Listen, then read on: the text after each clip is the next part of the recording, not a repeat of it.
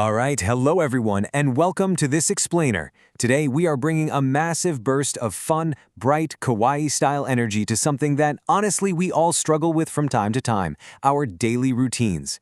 We are turning This Explainer into your ultimate interactive playbook for literally hacking your brain's wiring. You and me, we're going to explore the absolute cutest, craziest, and most scientifically proven ways to build habits that actually stick. So let's dive right into it. 40%. I want you to just let that number sink in for a second. According to researchers at Duke University, a whopping 40% of our behaviors on any given day aren't even conscious decisions. No way, right? They are completely automatic habits. Literally, almost half of your day is being run by this hidden autopilot in your brain. Isn't that wild? So let's look at how that autopilot actually functions. This right here is what Charles Duhigg calls the habit loop. It's a super simple three-part cycle. You've got your cue, your routine, and your reward. Basically, your brain spots a trigger, a cue, and it completely takes the wheel, running a routine on autopilot just to get to that sweet, sweet reward at the very end. Keep this loop the same, and you've unlocked the secret to hacking your behavior. Now notice the two different paths dopamine takes here. Dr. Talia Lerner at Northwestern University discovered something amazing. Dopamine isn't just one simple pleasure chemical. Actually, scratch that, it travels in these complex, beautiful circuits. When you're trying really hard to achieve a goal, you're using ascending dopamine spirals. But as a behavior becomes a deeply wired habit, the brain shifts gears to descending spirals. This shift is exactly what moves us from trying so incredibly hard to acting completely automatically. So how do we use this brain science to our advantage? Well, let's count down the top 5 techniques. Technique number 1, start tiny. And when I say tiny, I mean adorably, ridiculously small.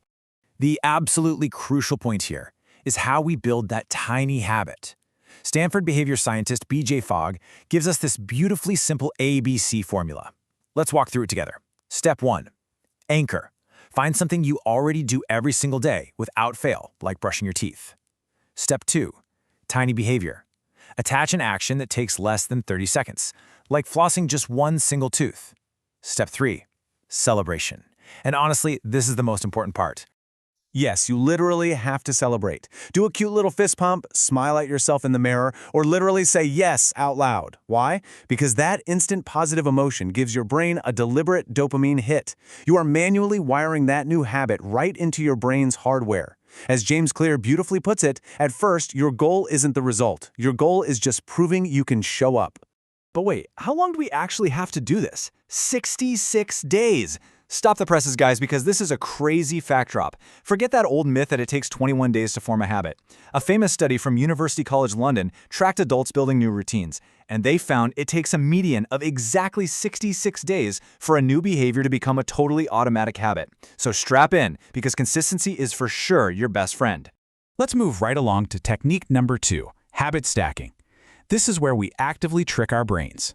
Let's map out exactly how we do this. The old habit gives you a cue absolutely for free. So for example, after I pour my morning coffee, boom, I write in my journal. After I take off my work shoes, instantly, I put on my workout clothes. My absolute personal favorite, after plugging the phone in to charge at night, I read just one page of a physical book. It completely replaces nighttime doom scrolling with a healthy routine. And the best part is, your brain doesn't even have to work hard to remember it. And here is the adorable neuroscience reason why habit stacking is basically magic. I want you to imagine your brain is a colorful, overgrown forest. The things you do every day, like making coffee, are wide, clear, beautiful trails. This is a process called synaptic pruning.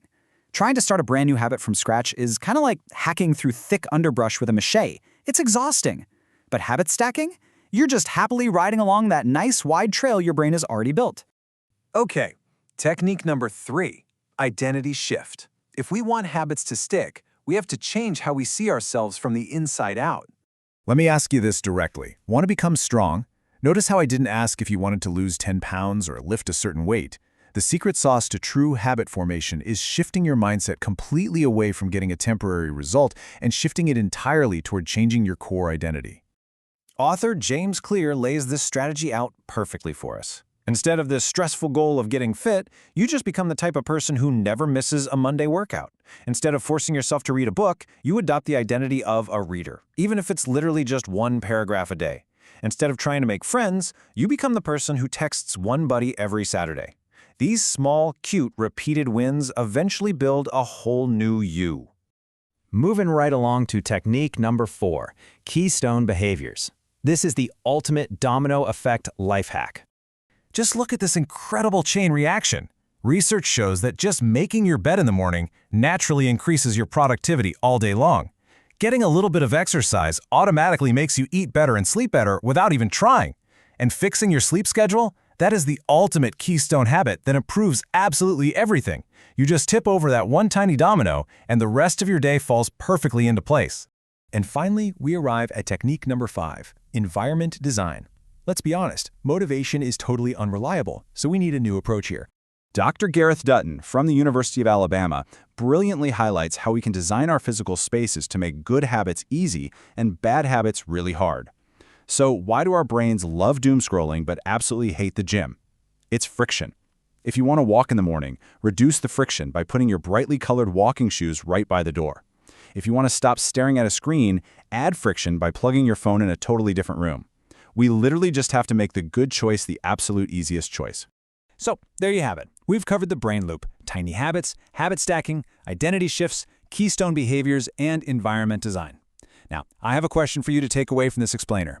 What tiny, cute 30-second habit are you going to stack today? Pick your anchor, choose a tiny behavior, and whatever you do, don't forget to celebrate. Your 66-day journey to a brand new, highly efficient brain starts right now.